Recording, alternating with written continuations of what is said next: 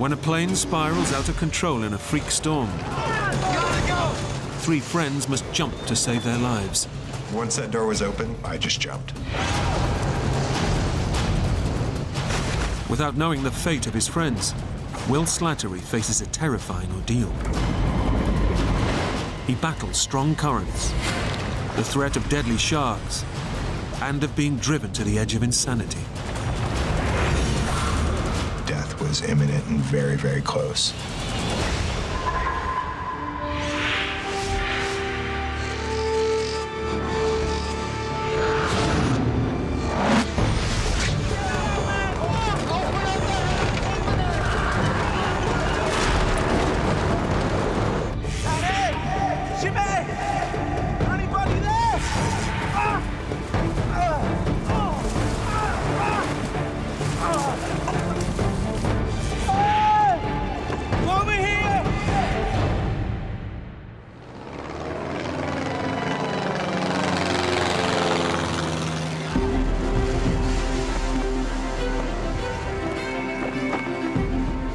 I first skydived in college. Contrary to what a lot of people perceive skydiving as, is a bunch of crazy testosteronic nutbags. You know, it's a very family-oriented sport. It's a beautiful bunch of folks who love the same thing, and floating through the sky, there's nothing quite like it.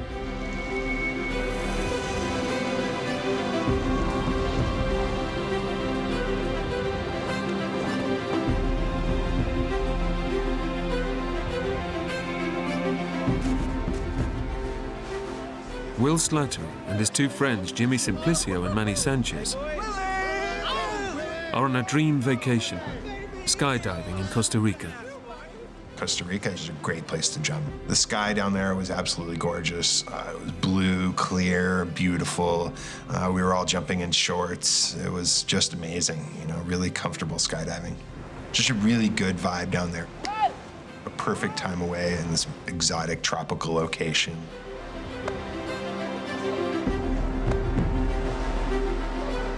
Jimmy was a really great coach, a really great teacher, a mentor to me.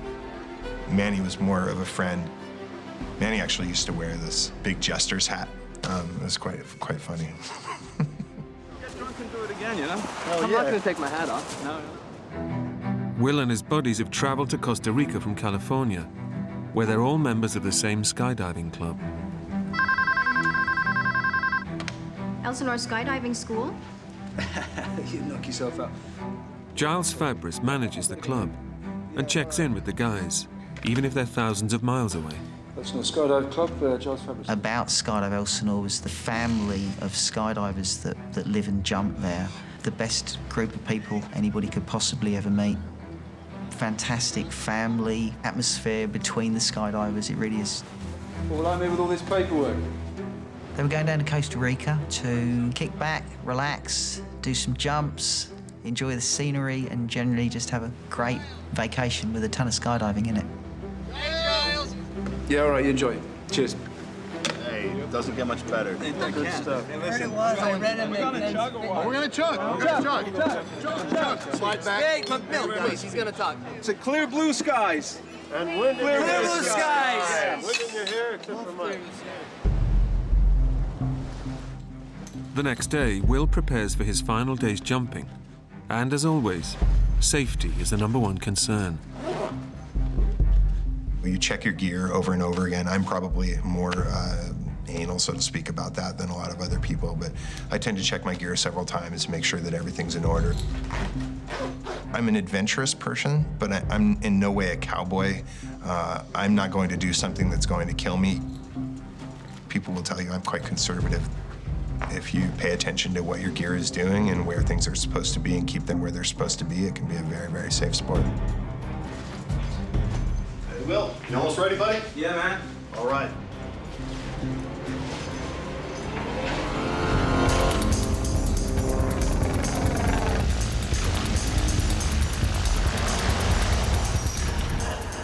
The guys have delayed the day's jump until the afternoon. There's been a storm in the morning, but by lunchtime, the skies have cleared. Cloud's gonna blow over. It was sunny, you know, some white clouds, but nothing stormy. Minus the intermittent clouds, things that day looked like they would be just the same as the day before. Hey, Bradley, what's up, buddy? So we all started getting our rigs together and getting our gear on to get ready to go skydiving. Yeah? Good to go. Ready? Let's go, Jimmy, baby. The plane we flew down there was a Cessna 206. It was a small airplane, smaller than probably most cars. All right, my man. Planes for skydiving are generally, they'll take out the seats. So it's basically an open compartment in the back, and we'll sit back to leg, you know, so kind of sit in a row so that we're packed in there nice and tight, you know. Okay, blue skies, safe landing. Fire up, baby. Camper up. Ready? Yeah.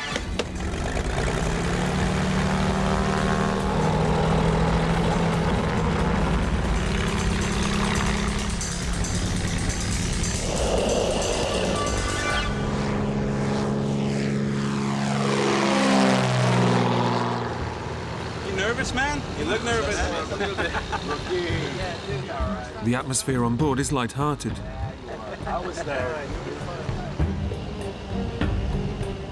But as the plane climbs, the weather begins to close in. Within 5 to 10 minutes after we took off, we actually entered the clouds. And from that point on, for probably 20 minutes, we were in complete whiteout, meaning all around the airplane was white. We couldn't see the land, we couldn't see the ocean, we couldn't see anything. Pretty thick, huh? Freaky. A little bit unnerving, you know. Will and the guys hold tight, obeying the golden rule of skydiving. Skydivers aren't supposed to fall through clouds. It's just a matter of safety because people can get disoriented. Sorry, guys. I thought we might find a break.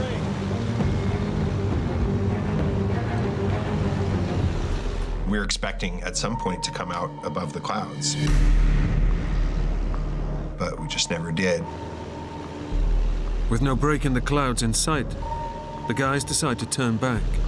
Okay, guys. It's too thick. It's just not worth taking the risk. We were a little disappointed, but we all skydive a lot, so it wasn't a big deal, you know, we'd get over it. We're used to clouds and, you know, you don't jump through clouds generally, so it was fine. But as the plane turns and makes its way back to base, they hit serious trouble. Within 20 seconds after we started going into minor turbulence, God, I hate this car. it just got worse and worse. Okay. Then the plane started going into massive turbulence. I was definitely not a happy camper, you know. I didn't want to be in a little tiny plane flying crazily all over the sky. No.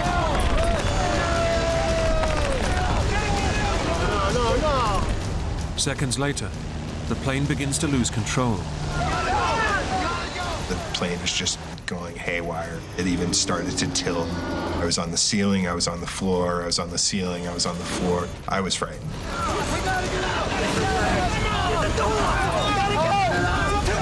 At that point, there wasn't much we could do except ride it out or jump out. With the plane now hurtling towards Earth, Will and his friends have no option but to take drastic emergency action. And at that point, we all started going for the door, trying to get it up. It was the only thing we could do. It took us 4 tries to get the door open because we were being thrown about the airplane so much. Despite not knowing how high they are and if they have enough time to parachute properly, they dive into the void. Once that door was open, my butt was out of that airplane. I did not want to be there. I knew that. I trust my skydiving equipment. I trust my parachute, and I did not trust that airplane at that point. I just got out. 5 to 8 seconds later, my automatic parachute went off, which means I was going at a very fast velocity at about 700 feet.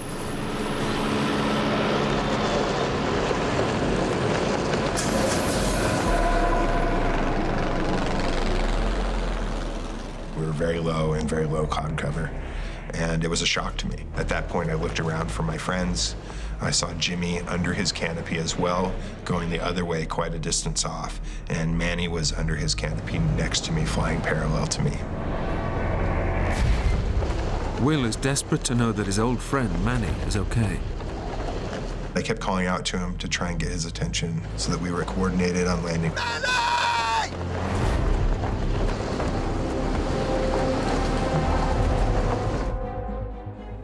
But he never answered.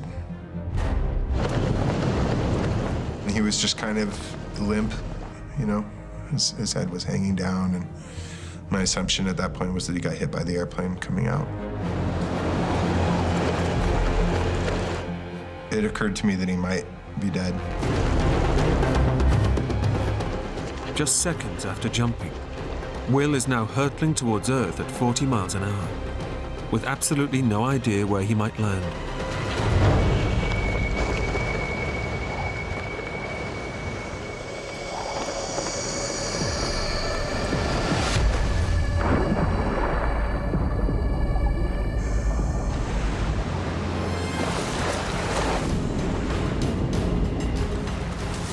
The plane crashed in the water behind me, and I looked back and saw the tail of the plane sticking out of the water. I was in somewhat shock at that point. Will has hit the ocean, still attached to his parachute rig, and he must act fast to avoid drowning. If you land in water, you want to get your chest strap off so that you can take your gear off immediately and swim under the parachute. At that point, it was really about focus and trying to do the right thing, so if there's a chance of survival, that you survive.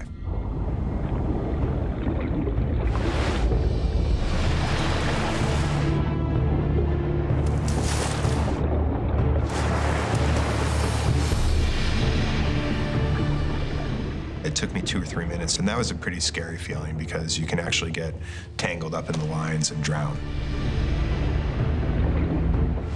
On surfacing, Will's first thoughts of his friends. They've also dived out of the plane. One of them, Manny, seemed in serious trouble. I removed my shirt and my shoes because I wanted to be able to freely swim over and find Manny.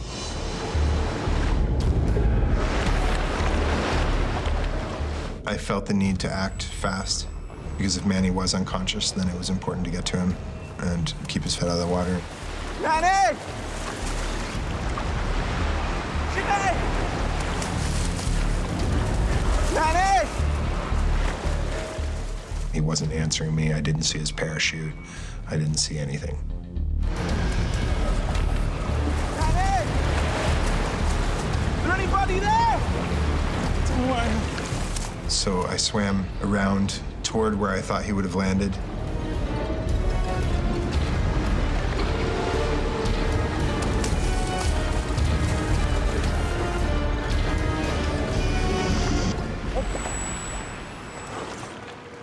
I didn't even see a lick of him.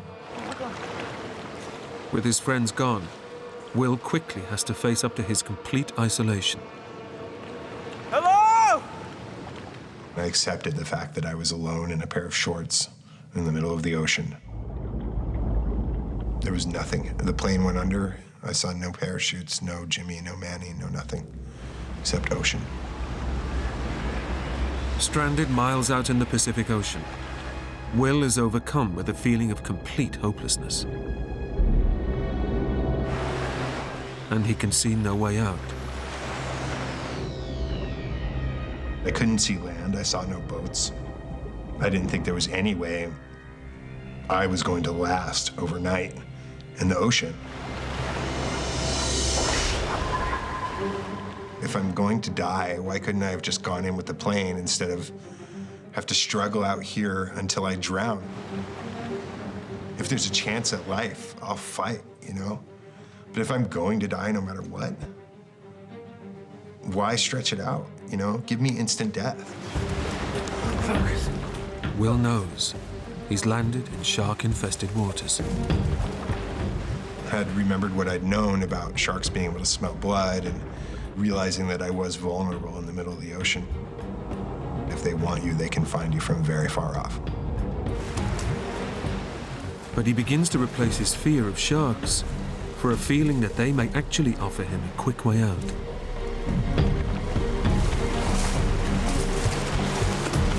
You hungry? I didn't want it to be some long, drawn-out process. Like, who wants a long, drawn-out death? Come on! Which is why I decided that being eaten would be a much better option. Come on!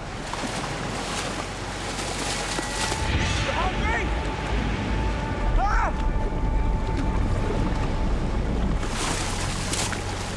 Come and get it, come on!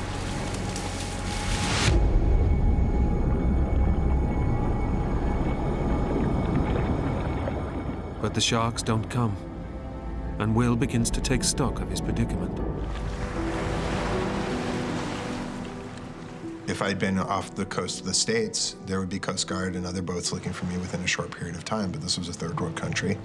So I thought, you know, don't be a spoiled American and think there's going to be a boat coming to get you. You have to survive this or not.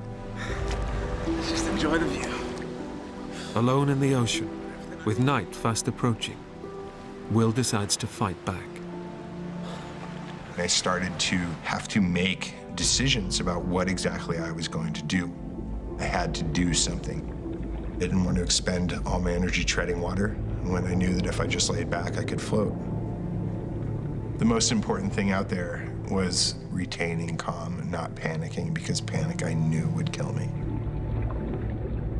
Staying calm, and that required a faculty that was born anew in myself, that I think I've certainly never experienced before.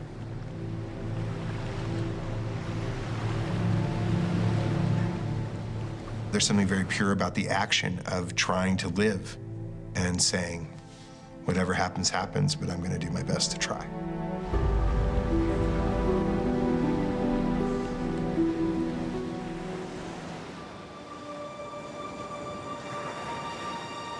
The ground coordinator, Tanya Handel, is waiting for the guys to land at the agreed location. My stomach started to turn when I arrived and there was no skydivers on our drop zone. Even if they'd landed somewhere else, Milt Burton, the owner of the skydiving school, knows to call her. Okay, guys, we're all good. Remember, Milt, call me when you land. Blue skies, safe landing. Milt, are you there? Over. I immediately thought they must have canceled the dive and returned back to the airstrip. Unable to raise Milt on her mobile phone, Tanya heads back to the airfield.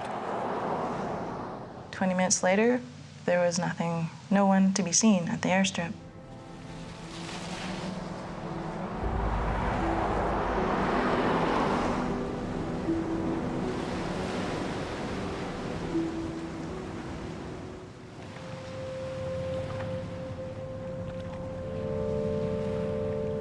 Out in the ocean, Will has been struggling to stay afloat for 5 hours.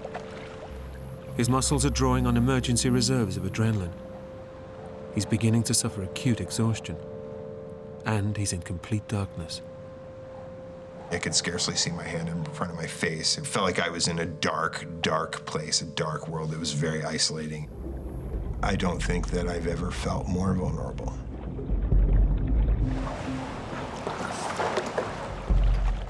But as he drifts alone in the dark, Will suddenly gets his first ray of hope.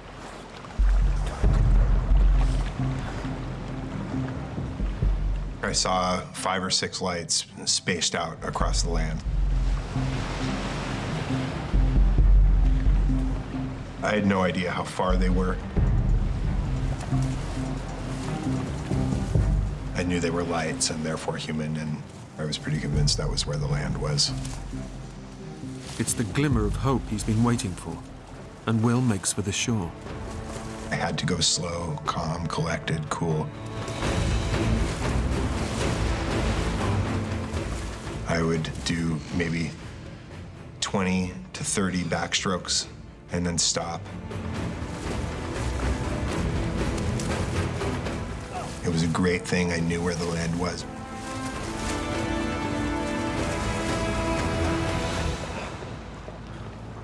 Just as safety seems within reach, the undercurrents begin to pull him further out, back to the ocean, and back into the night.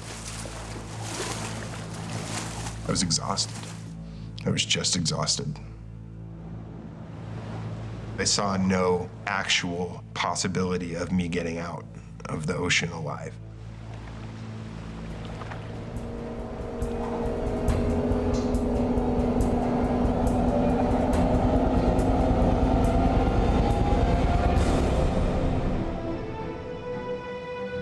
Back at the airfield, Tanya is waiting for the plane to return to base.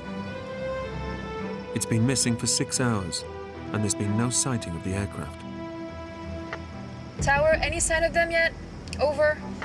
She needs to check the plane hasn't diverted to another airstrip before alerting the emergency services. We were all just praying that they were sitting in some cantina with no cell service and alive. We were just praying that they were alive. We didn't care where, just that they were alive.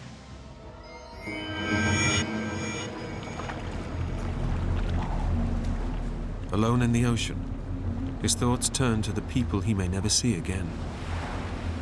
I thought about family, about friends, people back home, about Jimmy and Manny, certainly. I wondered how they were. Had they survived the initial landing in the ocean, getting out of the airplane, would they be able to survive the night?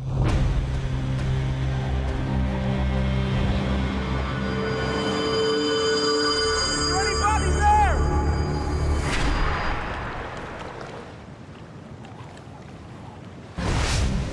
Ahora mismo. The weather's getting really bad. On shore, Tanya now realizes that something has gone badly wrong. The skydiving plane has not returned and is missing. Sí, tenemos que buscarlos. No, listen. Escucha. The plane has not landed. She knows the plane must have crashed, but the Costa Rican emergency services can't launch a rescue during the night. Visibility is just too poor. No, not tomorrow. Now, we have to go now. Panic was going through my head. I mean, they haven't called me. They always call me. We didn't know where to even put our energy into looking. Where could they have gone? North, south, up the coast, down the coast, in the mountains, off the coast. We had no idea where to even start to look for them.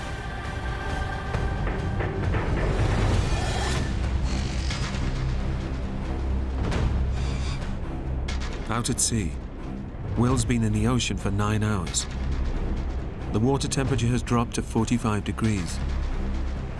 He's rapidly losing body heat and dehydrating even further from the effects of swallowing seawater. And as soon as it got to be night, the swells were getting bigger, it was colder, and I was getting more water in my mouth, which I knew eventually over time could be responsible for taking my life. No search has been mounted, and he's fast running out of hope. I saw no boats. It was dark. I didn't think there was any way I was going to last overnight in the ocean. No boats, no planes. I'm dead, man.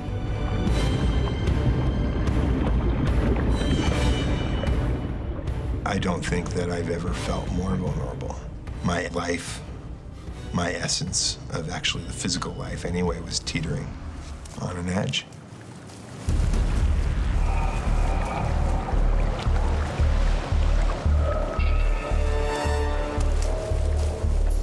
Just when it seems things can get no worse, Will comes under attack from beneath the water.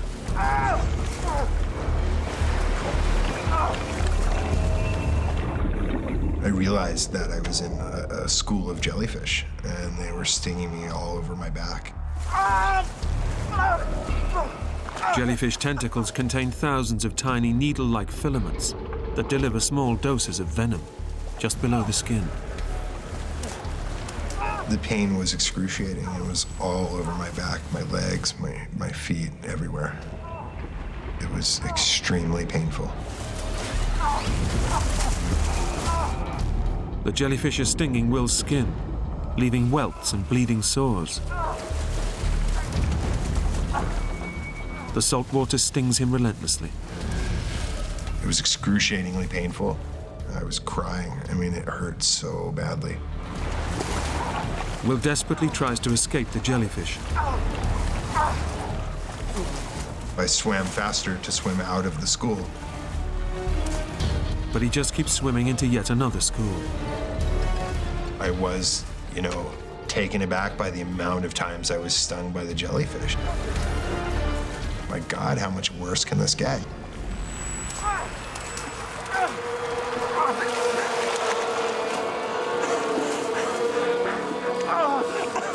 Come on. It was excruciating. The relentless stinging causes Will's mind to wander. What else is in the water, waiting to attack him?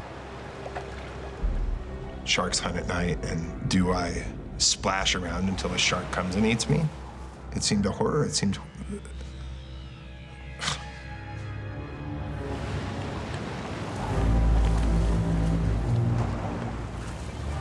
And then his worst fears become real.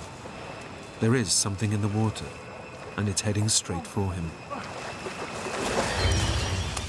And I saw something floating in the water.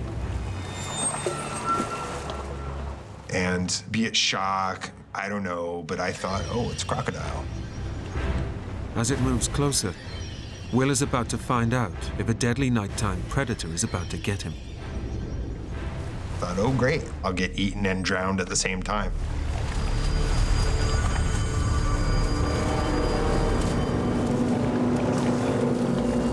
I had no idea how far out saltwater crocodiles would swim, and this was too elongated to be a turtle. So I thought, oh, it's crocodile.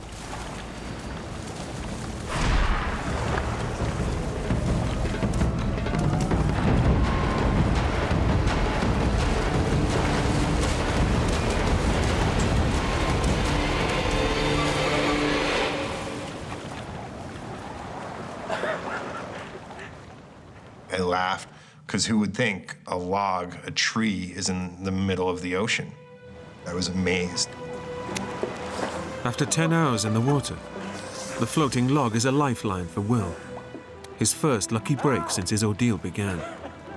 I put my arms over it and I floated with it, and was much more thankful to have something to float on rather than just my belly. It gave me a lot of hope that I didn't have before, maybe some chance that this was going to end positively.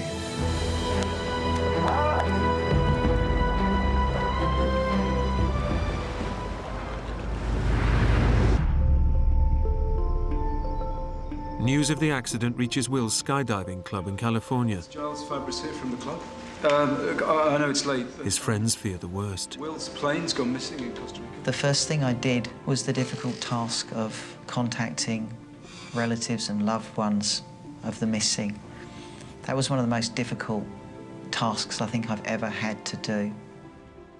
Even though they're 3,000 miles away, they do all they can to help. Your friends have crashed in a plane, it's in a foreign country. The first thing you do is to try and collect as much information on what's actually happening. I had an image of my friends being in the water and their life slipping away in the darkness. That was a very difficult thing to have to think about. Call me the moment you learn anything. Then they hear that the air-sea rescue operation won't start until daylight. I don't think anyone's organising a search of the coastline, so we're going to do it, okay? From their base in California, they try to do all they can to help. Get in touch with as many boat captains as possible, okay? We decided that we would start calling fishing boats, calling charter boats in Costa Rica, and to ask them whether they would send their boats out to look for our friends. Yeah, thank you. Yeah. At least I got one boat out. Will has survived 12 hours adrift in the ocean. He's clinging onto the log for his life, but prolonged exposure to salt water means his muscles are beginning to shrink, and he's suffering extreme fatigue. The log was giving me something to float on, but I was exhausted. I was just exhausted. I was certain, because of the amount of water I'd ingested, the amount of pain I was in from the jellyfish, and the fact that it had gotten much colder that I was going to die.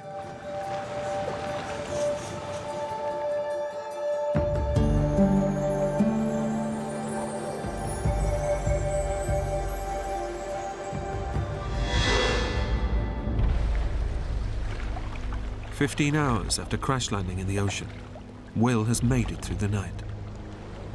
I did fall asleep on the log. I only know because I woke up on the log. I have no idea when I actually fell asleep. I'm sure it was just through pure exhaustion. Morning brings with it a tantalizing sight.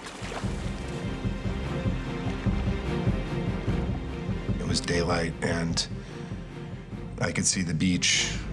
Oh my God. And it seemed like the swells were pushing me toward land almost, and I could maybe, halfway surf the log into the shore, I knew that if I landed right at the right place, there would be a bar right there. I could pull up, I could grab a beer, I could call for a ride, There was a lot of hope at sunrise, my personal sunrise.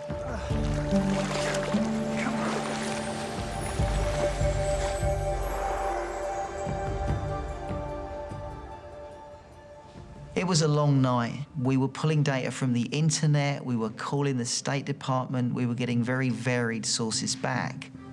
Even when you have news reports that tell you that the chance of survival is very, very small, there's always a little bit of hope. Hello? And it's very important that that hope doesn't die. It's a frustrating feeling knowing that people you love are in a situation and you're many miles away trying to do the best you can. Yeah, that's what we thought. It's raining. When your energy's focused on the well-being of your friends, the hours and the minutes tend to disappear. Time becomes kind of distorted. Everything takes on a rather unworldly feel about it. Becomes a very surreal nightmare.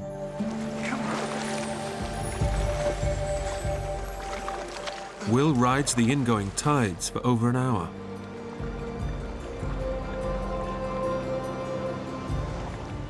I wasn't making as much progress as I needed to.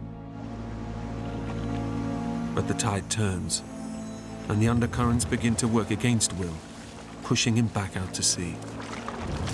I didn't feel visually like I was closer to the beach.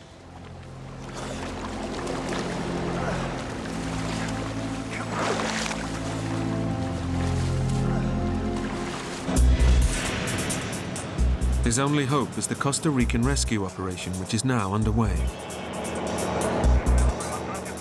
But the currents have taken him miles from where he crash landed.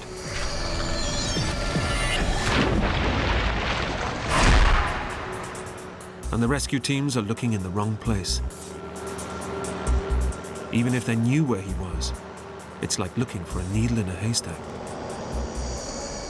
Throughout that day, boats and planes and helicopters would just pass, probably just doing their own thing and not looking for me. But it didn't make sense not to wave to it, so I waved a couple times, and then the log would roll over and I'd fall in the ocean. And that was a scene repeated over and over throughout that day.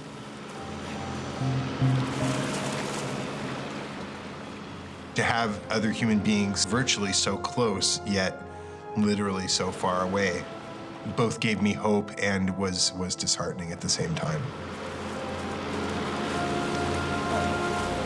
Hello! I realized how insignificantly, physically, visually small I was in the ocean and how virtually impossible it was going to be for any of them to see me. Hey! Oh, man!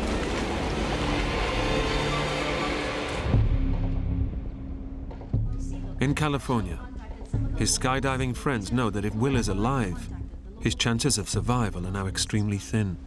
James, anything? No. Getting nothing online.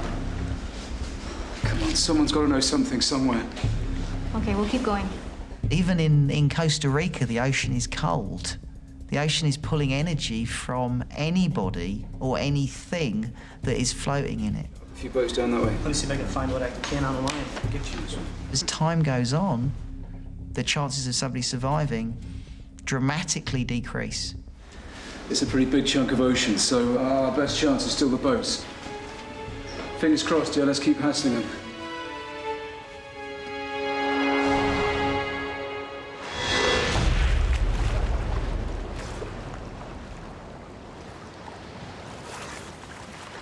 Since the log was the only thing floating, I wanted to keep it with me. So I would try various techniques of pushing it forward and then swimming along to it and then pushing it forward.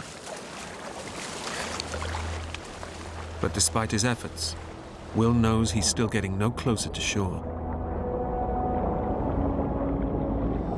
Initially in the morning when I woke up, I thought by noon I would be on the beach.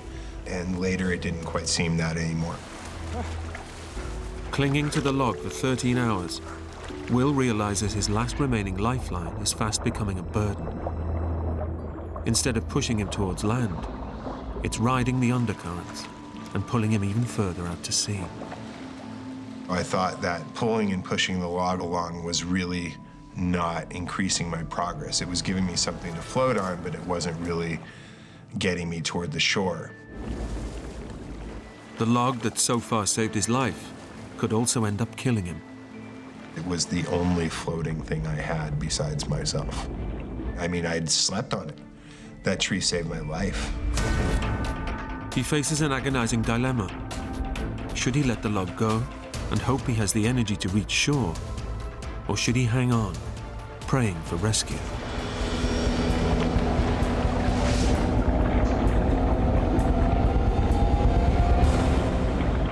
I ultimately decided that the tree was keeping me in the same place, that I wasn't making as much progress as I could were I just swimming with my body.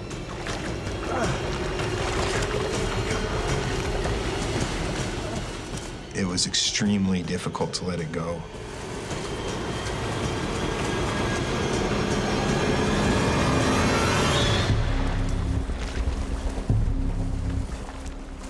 I swam maybe 20, 30 yards away, and then I said, forget this, and I swam back to the tree and was very glad to have it back. To let it go was tantamount to saying goodbye to the one floating thing I had besides myself. You know, it seemed like it could be a very foolish thing to do, to let it go. You're never gonna make it. Let it go. Just gonna let it go. Come on. Will's hopes that the log will push him to shore are crushed. Even though he's totally exhausted, he knows he must let it go. The third time I let it go, I just watched it go over the swells and go away from me. Having let the log go, and with nothing to float on, Will's energy quickly runs out. He swallowed a dangerous amount of seawater and is now suffering from extreme dehydration. The biggest threat at that point was my lack of ability to breathe any longer. I was very short-breathed, just and I knew that I could not last very long like that. The effect of dehydration means Will's blood pressure is rapidly increasing. His pulse is racing, causing severe heart palpitations. If his body loses any more fluid, he could slip into unconsciousness and even die. I'd taken on more and more and more seawater the whole time, which definitely exacerbated the effects of dehydration, as did the sun coming out, as did simply not having water. Jesus. I was thinking that within the next few minutes I was going to drown.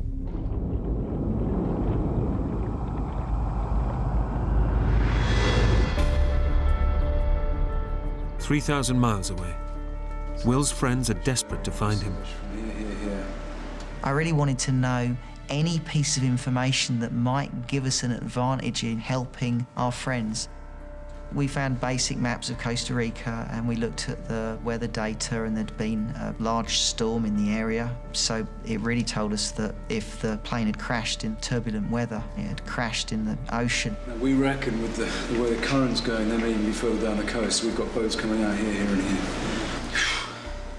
So far, none of the boat owners they'd contacted has spotted Will. And after nearly 24 hours in the sea, he's running out of time. When the sun came out, dehydration really set in, and I started hallucinating pretty heavily. I noticed a severe deterioration in my mental state to comprehend reality versus fantasy.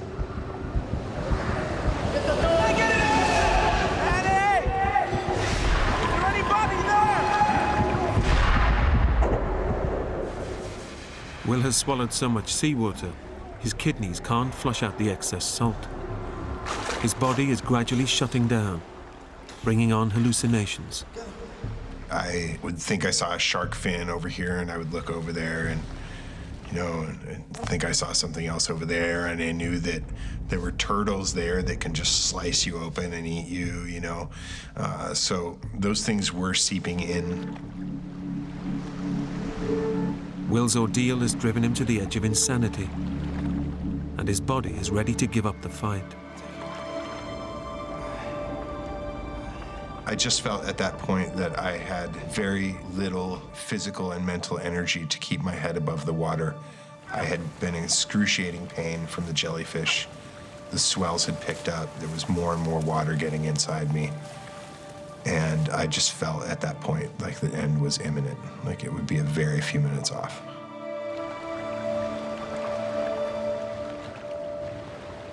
He begins to say goodbye to the family and friends he thinks he will never see again.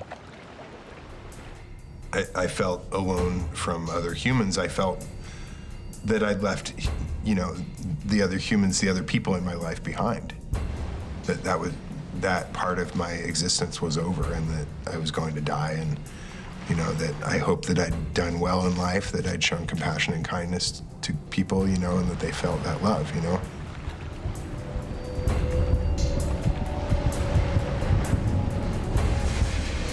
They say that your life flashes before your eyes when you're about to die, and very similar to the night before, I thought that death was imminent and very, very close.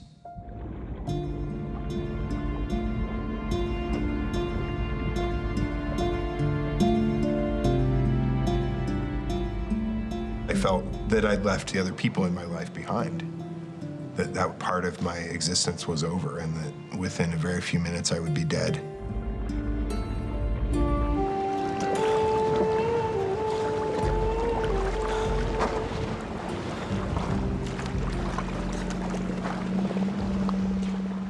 I went vertical and I thought I saw a boat, but I was by no way sure.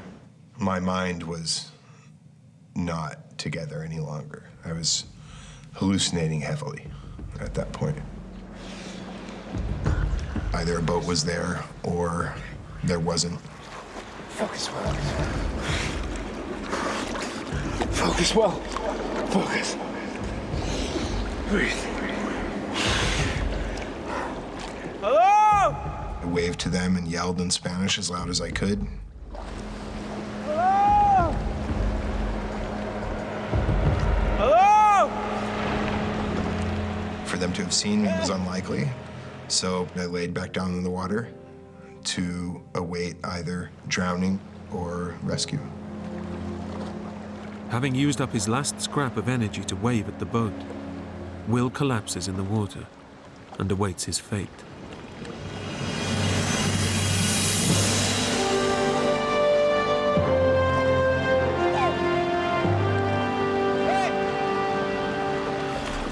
I looked up and saw them, and I couldn't believe it at first.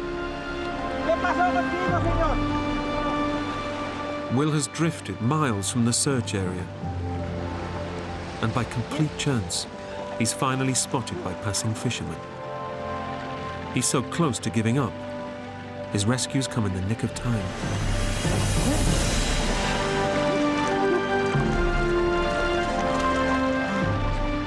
They said, "Come on, get on the boat." And I said, "I can't." I had no strength, And they all reached down, and it was just, I think, as much in shock as I was when the plane crashed.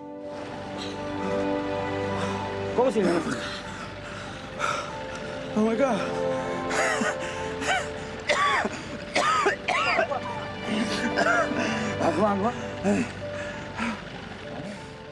I just couldn't believe it, you know.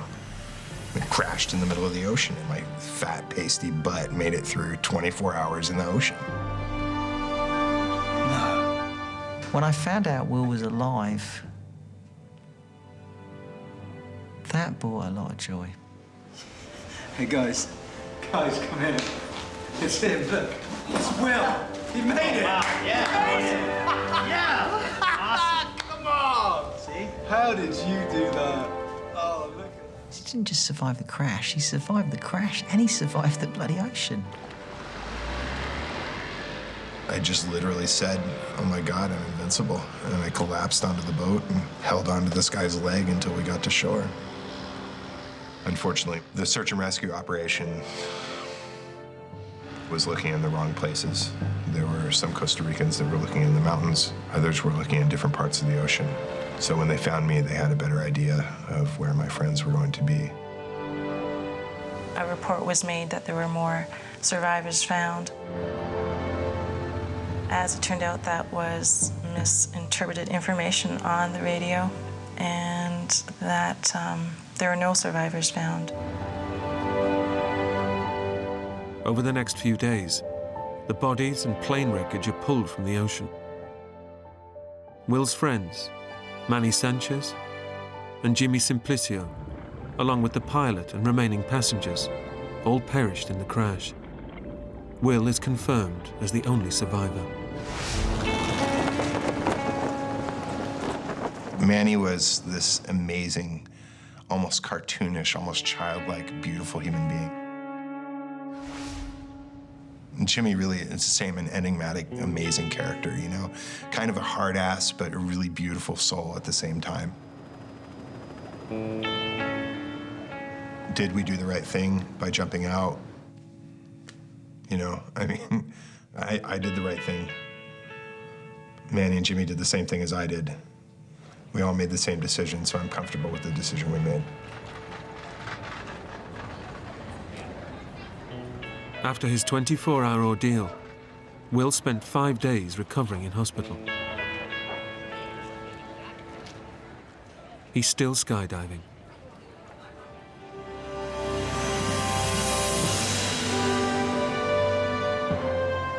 I love skydiving. I've done probably 2,000 jumps since the accident. The airplane was the dangerous thing there. My parachute saved my life.